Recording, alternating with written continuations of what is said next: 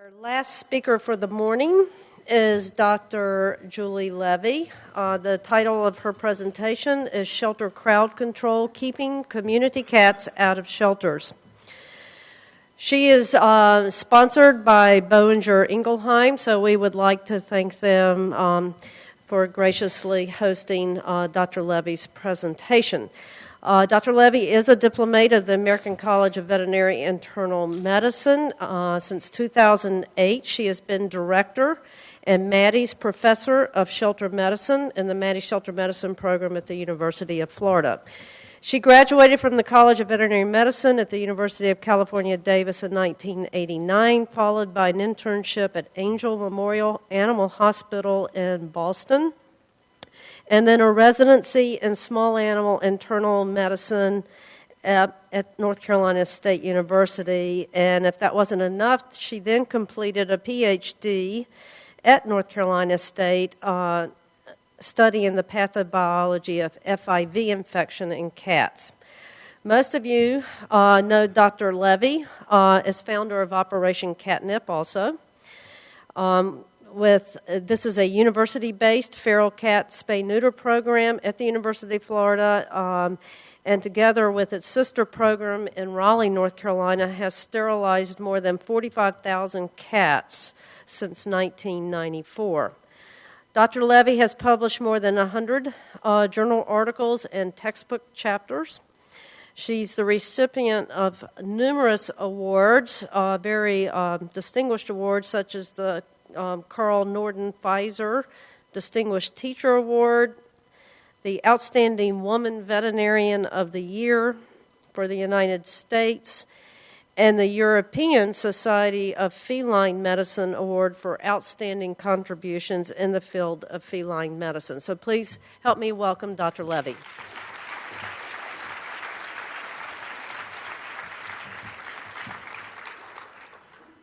Thank you. I just love this picture that was sent to me. If you can't tell, those are cat traps. The aerial message spelling out TNR. Just to get a sense of who's here, how many of you are veterinarians? And how many of you work in shelters as a primary profession of everybody? And how many of you are involved in sheltering or rescue groups as a volunteer or part-time? So everybody's very engaged in this topic. And how many of you have some contact with feral cat programs that are trying to reduce euthanasia of feral cats or problems that they cause? So over half, I would say, are engaged. Well, this is definitely a growing topic. People are really interested in wrestling with community cat issues. We're getting a lot of traction on controlling dog overpopulation and increasing live release rates for dogs. And in many parts of the country, it's just been really hard to make any progress in saving cats. There's just so many of them. They reproduce faster than we can neuter, and they just flood into shelters all of the time. And especially since they come in all at once, we don't even get to distribute that effort that we have throughout the year. So we've always been struggling with it. Here in the South, it's worse than anywhere else. I'm actually having lunch tomorrow with someone who thinks they might need to import some cats. So I'm really excited. It's the first I ask every meeting I go to, and there finally is someone who might need to. So just a reminder that it is said, I don't know if it's really true, that cats are the only species that domesticate themselves. If you know and love cats, you would believe this, that we didn't go out to create cats, cats found us. And they still do that today. Most people get their cats off the street or sort of haphazardly from a friend or neighbor. As opposed to going to a shelter where they're looking for dogs. More people have a cat wander into their life, whereas people tend to make a plan and a decision to acquire a dog. They have been living extremely successfully at the periphery of our society for more than 10,000 years. So it is a very novel and new idea that we have to control all of the cats in our community, or that they must all live indoors, and that they can't be successful thrivers on their own. So keep that in mind. Cats came inside when kitty litter was invented, which was in post-World War II. So it's a new idea, and it's a very North American idea as well. In Europe, they will have the exact same applications we do that say, are you going to keep your cat indoors? Only the answer, the right answer, is exactly the opposite. They, especially in the UK, feel strongly that cats need outdoor access to be fulfilled. Not saying there's any right or wrong answers, but there's different ideas and probably different needs for different cats. Just very briefly, because I want to get to the vignettes about cat management, is the polls that are done indicate that community residents around this country are very interested in the welfare and the lives of community cats, even if they don't fill a traditional pet role. So there was a survey that was done in 2007, national poll by Harris Poll for Alley Cat Allies, which is an advocacy group, so take it with a grain of salt. But they actually asked people, if you saw a cat in the street and you only had two choices, the choices were leave it alone and do nothing, or the other choice was take it into a shelter where it would be euthanized, what would you choose? And the vast majority of people said just leave them alone if that's the only alternative. And in many of our communities, that is the only alternative for especially feral cats that go to shelters, but even many friendly cats going to shelters. And they further quantified it then with a follow-up question that said, but what if you knew it was going to be hit by a car within 2 years? Most people still said, the cat deserves to live. If it's not suffering today, we shouldn't take its life really for its own benefit. And then there's a whole series of surveys about cat feeding. So these surveys generally will ask, do you feed any cats that you don't own? Every time this is asked, there's a substantial proportion of communities that feed cats. And this is actually an international phenomenon too, not just in the U.S. Interestingly, about half of cat feeders don't even own their own cats. And this is important because if all of our messaging and education is via pipelines that reach pet owners through private veterinarians or licensing groups, then we're going to miss a lot of education opportunities for people who have contact with these cats.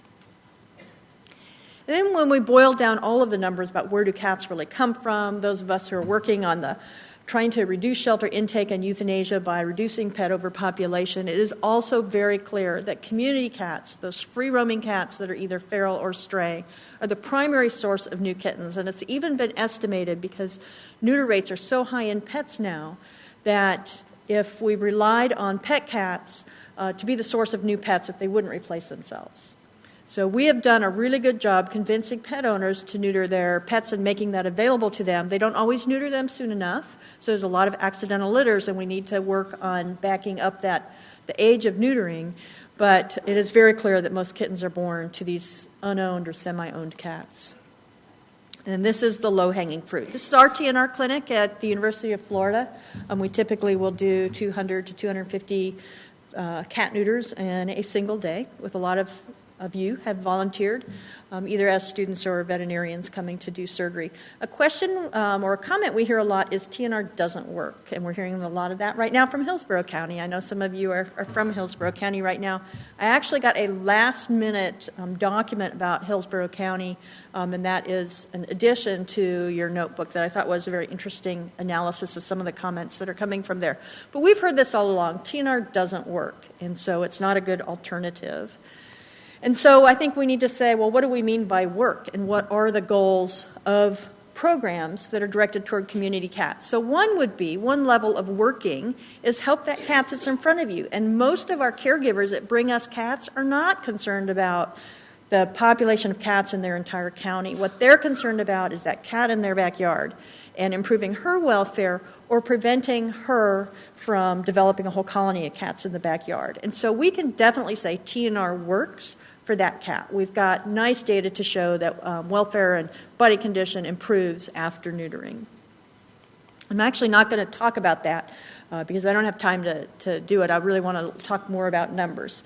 So another way that we can say TNR works or does not work is by decreasing cat populations in local colonies, in neighborhoods, or community-wide. And we definitely have data, which I'll share with you, that you can decrease the number of cats in a colony through neutering, and sometimes even on a bigger scale within a neighborhood. It's been challenging to size that up to a whole community. Most of our programs are not big enough to scale up to county-wide programs to decrease the number of cats. But we can focus on areas, and maybe that's what we should be doing. Instead of diluting our efforts over huge areas, maybe we should focus on areas where the impact of cats is the most critical to a community.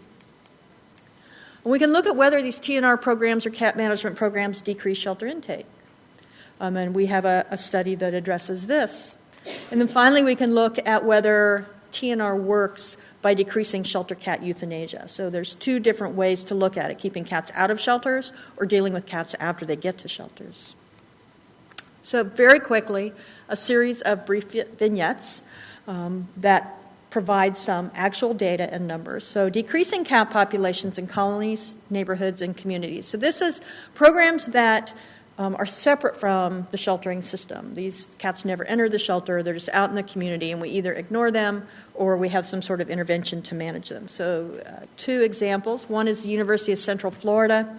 This is a very big campus here in Orlando. I'm very jealous of it because at the University of Florida, it's the policy to trap and remove the cats. But in this campus, they had the traditional campus problems of cats causing a nuisance, and when the cat population grew to the point that it was terribly obvious, the pest control people would come and remove the cats.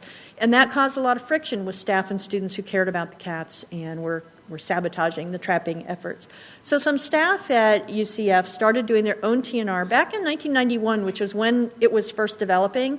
It seemed like an obvious solution on their own. They didn't hear about it from someone else. So their first attempts were to chase kittens around with leather gloves and try and catch those kittens. You can imagine that didn't work so well, but they learned about cat traps, and it just took off from there. They were data geeks, and they kept incredibly accurate records. They ran a TNR program and feeding program 365 days a year. They identified every single cat, and so they came to us with 11 years of data, which was really exciting. So, and this data is getting a little bit older now too, but we see that once they got all the cats identified and neutered by 1996, there were no more cats born on campus, and the colony sizes gradually decreased over time. And today, there's only 9 cats on campus. So this is a really well-run TNR program of pretty big scale. There were 155 cats in their total programs from start to finish. And if you want to say a definition of TNR working is decreasing the number of cats in an area, yes, we can say TNR works. There were 11 or 13 colonies on this campus, and several of them were down to extinction and were completely eliminated, even though the food sources were still there. We also showed that these cats, at least on this campus, lived a really long time after they were neutered. A side effect of TNR often is that cats may be adopted, especially the kittens that are still able to be socialized, might get adopted right away. But even a lot of the feral cats will eventually, as they age and become familiar with their caregivers, may be adopted over time. So that's a great outcome. This shows the age of cats on campus at the time of our study, and what we saw was that of the cats that were still on campus at that time, they'd been there for a median of 6 years, which means half had been there less than 6 years and half had been more. So these cats really were thriving, and even the ones that disappeared or were euthanized or died did so after many years on campus. So at least in this particular busy site, cats did not live the short, brutal lives that we hear sometimes claimed about cats. Another example from Florida is Ocean Reef. This is a very different community, very wealthy gated community. Their homeowners association, like so many, over the years had been removing cats. It wasn't successful. And so they actually came together and built a veterinary clinic and a cat center, which was a sanctuary. And they have approximately 100 cats in their sanctuary, and the rest are managed through TNR. Some cats have been adopted. And their estimate was that the original population was about 2,000 and that it's down to about 500 free-roaming cats now, which is a really strong example of TNR working. Very interestingly, this was a solution that came from the community, and actually the homeowners association that funded this. Is a picture from National Geographic of them feeding or playing with the cats on the golf course there. This is important because very close to this community are some highly endangered rabbit and rodent species, and there was concern that the cats were going over to the refuge and impacting the rodents. And they've set up camera traps to take pictures of animals over there, and no tipped-eared cat has ever been seen in the refuge. So another way we can define TNR as working is by decreasing intake to animal shelters. And we did a study in a zip code in Gainesville that was sponsored by Maddie's fund.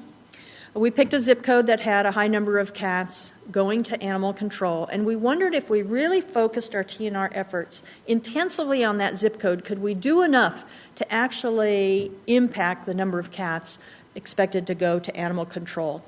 And so this was a fairly condensed zip code, not very large, but had a high population. It was in our downtown east side community. It's a poor part of town. It's also near the university, but doesn't include the university. And we estimated that there were several thousand free-roaming cats that were not owned in this zip code, and our goal was to neuter at least half of them. So we had to neuter over 1,000 cats a year from this one zip code, and we were successful. We worked very closely with animal control, so any complaints that residents had from the zip code were referred to us. And what we found was we could almost always resolve a complaint. So if you have the resources and the time to go talk to somebody who's complaining about cats and wants them to be removed and find out what the issue really is, we could almost always solve it, and the cats wouldn't need to go to animal control. So in some cases, it's cats pooping in the garden, and you can set up an alternative place. One guy had a natural area in the back. We dumped a load of sand, and the cats preferred that. We moved the feeding food source back to there. Another one had a fancy truck, and he didn't like the cats walking on the paint job on the truck, and so we bought him a truck cover. And he was really happy once he understood that the alternative going to the shelter was that these cats would be euthanized, and they're like, well, we don't want that. We just don't want the nuisance. And then a lot of the nuisance, of course, that people complain about, cats spraying, fighting, harassing the indoor cats, seeing sickly kittens all over, of course, that is resolved by neutering as well. And so what we were interested in looking at is what was the cat intake from that zip code during our study compared to the cat intake in the rest of the community.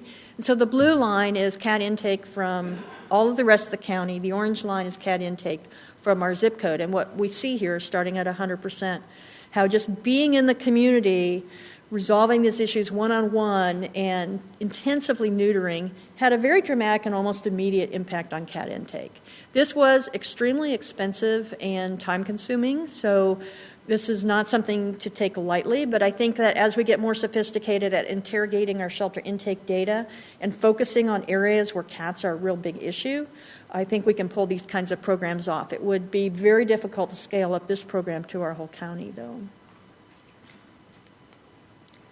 Then what about the cats that do find their ways into shelters? Is there something we can do to reduce their euthanasia aside from increasing our adoption? The feral cats are probably not going to be going out through an adoption avenue, and in many of our big shelters, lots of friendly cats and kittens are being euthanized just because we can't get enough adopters in the door at this time. So First Coast No More Homeless Pets has the Feral Freedom Program. How many of you have heard of the Feral Freedom Program? How many of you are doing something like feral freedom, at least on some scale? How many of you would like to do more? A few more. We love this Feral Freedom Program. We think it's incredibly innovative, and it's a way to target animals at risk for death. So as I talked about, if we spread our TNR out community-wide, it's really hard to see an impact. And if the impact that we want to have, or if one of the impacts is reducing shelter death, then this is a program that does that. This program does not actually decrease the number of cats coming into the shelter. It doesn't decrease the amount of reproduction out in the community, because in the past, this is a program that neuters feral cats after they come to the shelter, and in the past, those cats would have been dead, so they weren't going to contribute to reproduction. But this program has had a dramatic impact on shelter death. So this is a program that started in 2008. It's a partnership between the TNR group at First Coast No More Homeless Pets, the county shelter, and with funding from Best Friends. It's also very expensive. Doing a lot of neutering is very expensive.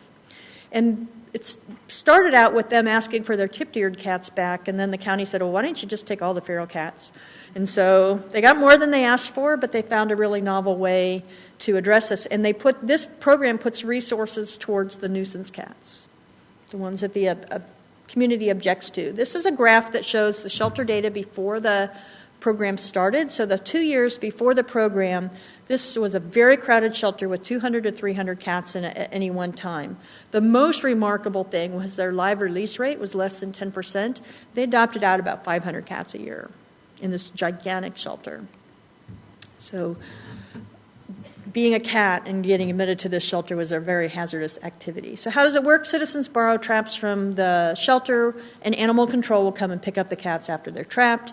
And then First Coast picks the cats up the day they arrive at the shelter, brings them to the spay-neuter clinic, where they're neutered and ear-tipped and vaccinated, keep them overnight, and then the next day, the staff from the spay-neuter clinic releases them at the trapping site. So what has turned this around is they don't actually ask the residents if they want their cat back. This is just how cats are managed. So this is what's novel, is it's not negotiated with the community. This is city policy. And they put some door hangers up. So through last year, they had neutered 15,000 cats. About 1,000 went to rescue. Very few were euthanized for being in poor condition. About 1,000 were trapped more than once, so it's not a really high recidivism rate. And they do have a 3-strike rule. The third time a cat comes in, he cannot go back to the same location. And what they saw was dramatic decrease in adult cat euthanasia. Not much impact on kittens, because this program is not for kittens. But adult cat euthanasia, especially feral cats, are the biggest challenge that shelters have. So going back to that data I showed you, here's shelter crowding, a huge number of cats to deal with by this understaffed shelter, and this is what their daily census looked like after implementation of this program. And now you have a shelter population the staff can deal with, they stay healthier, and the cats that actually are in the shelter have a better chance of being adopted.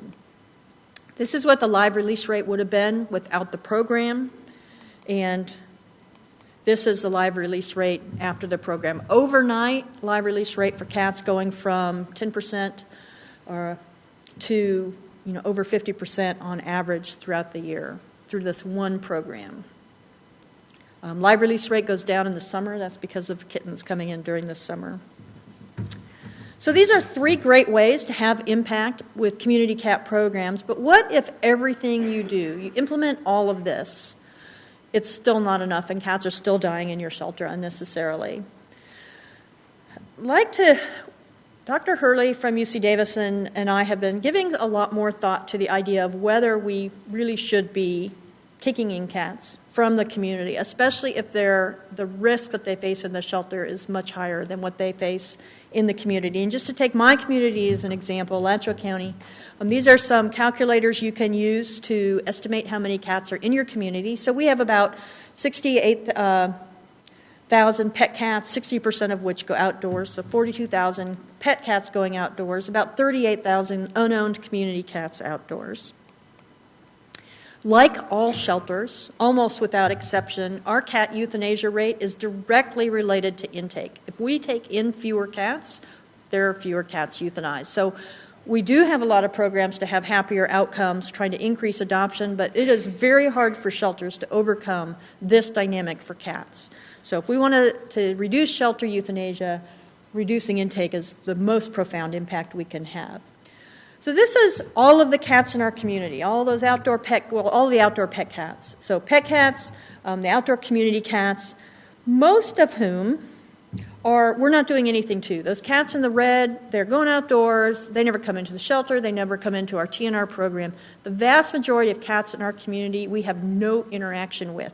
We see about 3% of those cats coming through the shelter, and we see about 4% of those cats coming through our TNR program.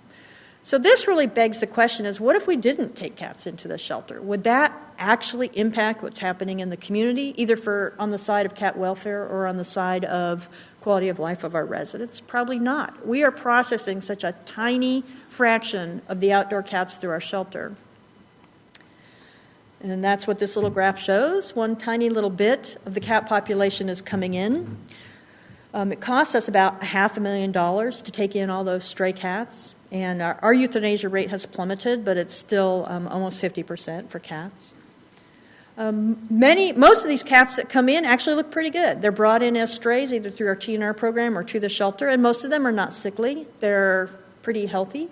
And they're there because people think that cats shouldn't be free roaming, and that if a cat is found as a stray, the best thing that can be done for it is to bring it to the shelter, because that's what we've taught people. But we know that many of them are doing okay, and they're not a serious menace to our communities. Feeding of these cats is very common. Some very interesting data is that of lost cats, they are 13 times more likely to come home on their own than they are by going to a shelter. So one of the missions of shelters is to reunite lost pets with their owners. But for cats, actually, we may be a hindrance to that because people don't actually go to shelters in time to look for their lost cats. And it's even more fascinating that most people adopt cats directly from the street than coming to a shelter by 2 to 1. So a cat may actually be more likely to be adopted if you leave it in the neighborhood than if you bring it into the shelter for adoption. And we think that survival is reasonable. This is the hardest number to get, but in some places up to 90% survival each year. So the good news and bad news, depending on your point of view, taking in or not taking in every single cat the instant it is prevented will neither solve nor cause major problems. So we're being a little bit grand to think that our shelter programs are having a huge impact on cats in the community. So the reality check is that community cats may or may not cause problems. They may kill birds. They may spread rabies. That may be true. But programs that impact only a tiny proportion of the cats in communities are not going to change that. But killing cats in shelters really accomplishes nothing if we're only going to kill a small number. But it's definitely not good for cats or shelters. So cats can live in our communities very successfully and happily. Or they can try to live in a typical Florida shelter, which may not be the most successful and happy place for them or for shelters. And so Kate actually coined this phrase, No-Frill No-Kill. And she suggests that if shelter euthanasia in cats is high in your community, that it may be better to just leave community cats where they live. Have a safety net for those sick, injured, or dangerous animals that you need to bring in. Admit just enough cats to meet your adoption needs. So if your shelter's adopting out 500 cats, like Jacksonville was, you don't need to admit 15,000 with the hopes that you're giving them a chance for adoption. TNR as many of those cats as you can and chip away at that population, improve the lives for those cats. But if you can't TNR them, consider just leaving them there. It wouldn't actually change too much of what's happening in the community, but it would have a dramatic impact on shelter killing. So it's a whirlwind introduction to this concept of maybe leaving at least some cats in our community, even if they're not part of TNR programs. I'd like to just ask a poll of you and the sort of options about leaving cats in the community. And this would be feral cats and friendly cats, so all community cats. You're desperate, you'll try anything. You're willing to try it out as a small pilot program. You'd like to try it, but there is no way people in your community would accept it. Too much opposition. You'd like to try it, but you think it's against the law. Or you don't think you'd like to do it because you think it's bad for cats. So how many people would go in the first category of being desperate, you'd try anything at this point? So few. Anybody doing anything like this? You know, in some states like Ohio, most of the dog shelters don't take in cats at all. They're not allowed to. You'd like to try it, really give some consideration to carving out a little pilot project and giving it a shot to see what happens. How many of those? Some experimentalists. You'd like to try it, but you just don't think you could get any support for it. I think that's more common. You think it's against the law, that you're obligated to take in cats in your shelters. Interestingly, a lot of people say that when we're working with shelters that are extremely overcrowded, at least in Florida, or they're having a disease outbreak, one of our recommendations is frequently stop intake. And shelters will say, we're a municipal shelter, we have to stay open. And for cats, that's usually not true. For dogs, it frequently is. But then we'll go look at the code, and very often the only thing that the shelter is legally obligated to do is deal with dangerous dogs, a very small number of the population. So when you have to, you actually can shut shelter intake totally or to certain populations to deal with a crisis.